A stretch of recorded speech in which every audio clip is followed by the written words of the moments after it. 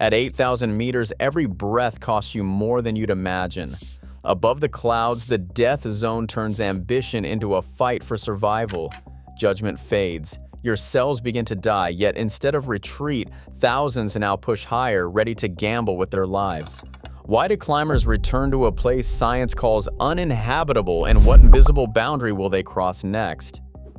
In 1924, George Mallory set out from the East Rongbuk Glacier, leading the British expedition higher into the unknown than any climber before him. The summit of Everest was still a mystery, unseen, unmeasured, unconquered. Mallory's answer to the question of why he risked everything was because it's there, and it echoed the spirit of his time. For these early climbers, the mountain was less a problem to solve than a riddle to chase, a place where courage and curiosity mattered more than caution. National pride and the lure of uncharted heights drove Mallory and his team into thin air, with little understanding of what awaited them above the clouds. Maps were incomplete, weather forecasts unreliable, and the effects of extreme altitude were almost entirely unknown. Mallory vanished near the summit, his fate uncertain for decades. His disappearance became legend, a symbol of the era's audacity, when the world's highest peaks were shrouded in both cloud and myth, and the risks of the death zone were still hidden behind the romance of adventure. On May 29, 1953, Edmund Hillary of New Zealand and Tenzing Norgay, a Sherpa from Nepal, stood together on the summit of Mount Everest. Their route followed the southeast ridge, a path scouted only 2 years earlier. Both men climbed with the aid of supplemental oxygen, hauling heavy tanks that hissed with every breath. The world greeted their success as proof that human determination could conquer the highest point on Earth. Newspapers declared Everest vanquished. For many, the mountain's myth faded, replaced by a sense that the impossible had become routine. Schools taught the story as a triumph of teamwork and perseverance. Yet beneath the celebration, the full cost of the climb remained hidden. The reliance on bottled oxygen was seen as a technical detail, not a warning. Crowds soon followed in their footsteps, drawn by the promise of glory. The summit had been reached, but the mountain's most dangerous secret, the limits of the human body above 8,000 meters, was still waiting to be understood. In the 1950s, Swiss physician Edouard Wijs-Dunant introduced a phrase that would forever change the way climbers understood the world's highest peaks: the death zone. He defined it as any altitude above 8,000 meters, a threshold where the human body faces a stark reality. Here, the air holds only about 1/3 of the oxygen found at sea level. With every breath, less oxygen reaches the blood, starving cells and organs.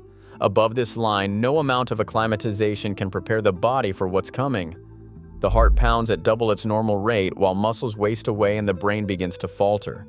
Hypoxia clouds judgment, slows reaction time, and can trigger hallucinations or confusion. Two deadly conditions, high altitude cerebral edema and high altitude pulmonary edema, strike without warning. Fluid seeps into the brain or lungs, leading to stumbling, slurred speech, and a rapid slide toward unconsciousness.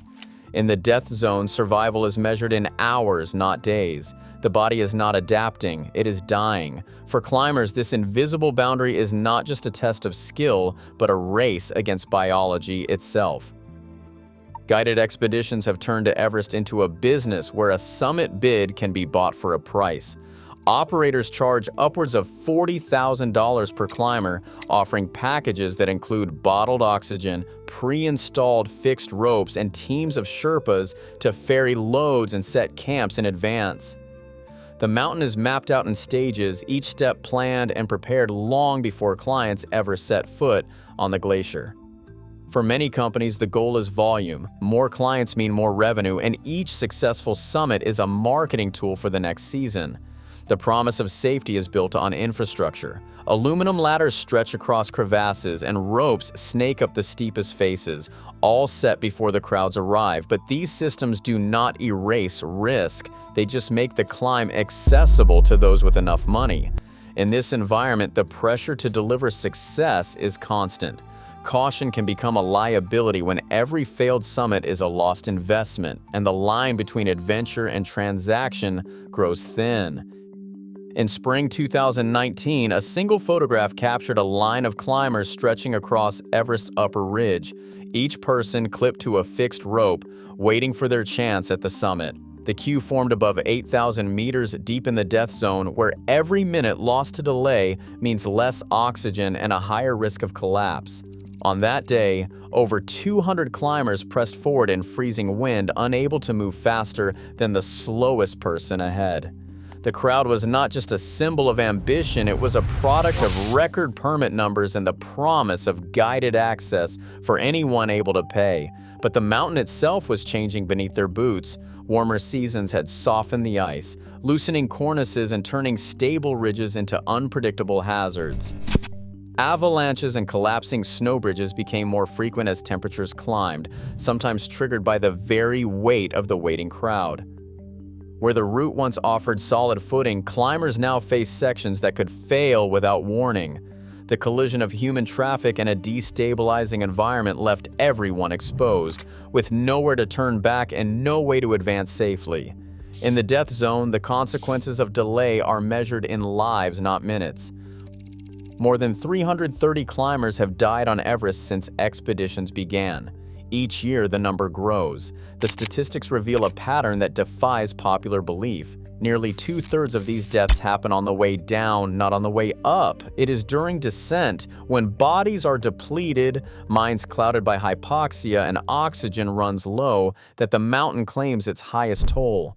The summit is not the finish line, it is the point where risk peaks and strength unravels. In recent seasons, the mountain has seen record numbers of climbers, with over 1,100 permits issued in a single year. These surges bring more people into the death zone at once, amplifying delays and stretching the limits of safety. Fatalities per season have spiked alongside the crowds, with some years seeing more than a dozen deaths despite advances in technology and logistics. The numbers leave little room for illusion. Everest is growing more dangerous, and the greatest threat waits after the summit, when the race is no longer to the top, but to survive the way back down. At 8,000 meters, the brain is starved for oxygen. A climber's heart hammers at 140 beats per minute just to keep blood moving, yet every cell is still suffocating. High-altitude doctors warn that in this environment, even the sharpest mind will falter. Simple math turns into a puzzle. The difference between right and left can vanish. The rule is blunt: if you are not turning back by 1 or 2 in the afternoon, you may never leave the mountain alive. This is not about willpower or experience. Summit fever is a symptom of failing biology, not failed character. Judgment slips away before most realize it is gone. Reinhold Messner stood on the summit of Everest in 1978, having reached the top without bottled oxygen, a feat most believed impossible. He described his approach as climbing by fair means, accepting the mountain on its own terms. For Messner, risk was not a flaw to engineer away, but the very point. He argued that experience, discipline, and respect for the mountain allowed him to manage danger, not eliminate it.